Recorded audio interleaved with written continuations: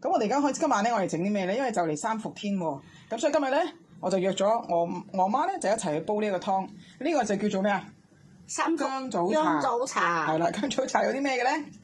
有米先，跟住咧？跟住咧就果皮就驅風啦，健脾啦。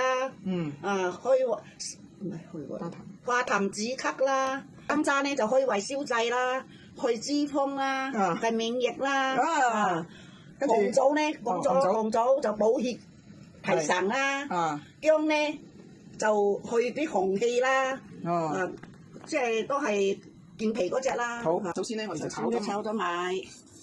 咁不如講下點解會有三伏天係咩嚟㗎啦？咁原來咧係一年裏邊咧最熱、最潮濕同埋最焗縮嘅時候咧，就係叫做三伏天啦。咁所以咧通常咧就會喺7月至8月中咧係第一次嘅。咁三伏咧就等於有3個時段，一個初伏、中伏同埋尾伏嘅。咁今次嘅初伏咧就應該係喺7月20幾號啦。咁即係話其實就嚟到㗎啦。咁所以我今日就準備定呢一個。咁通常喺三伏天裏邊咧就係最好調理身體嘅時候，所以呢段時間裏邊咧我飲食要清淡啦，食啲少啲嘅油啦，食啲少啲嘅辣。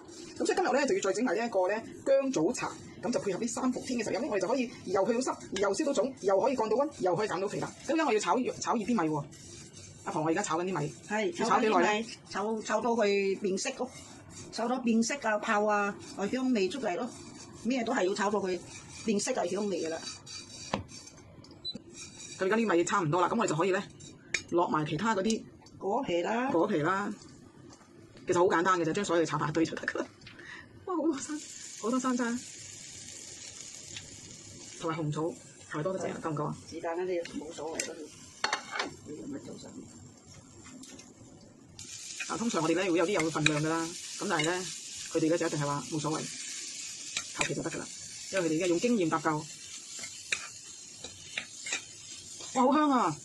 啲陳皮好香啊！好香啊！都千幾蚊啲陳皮。第一樣要慢慢火炒啊，係嘛？係啊。如果太快火會點啊？燶咯。嗱，而家就炒好晒啦，咁就咧要攤開佢，揚開佢，等佢咧散晒熱，跟住我就會預備咗玻璃樽，要密封嘅玻璃樽，跟住每日咧就可以倒切出嚟沖水飲啦。係啊，直接。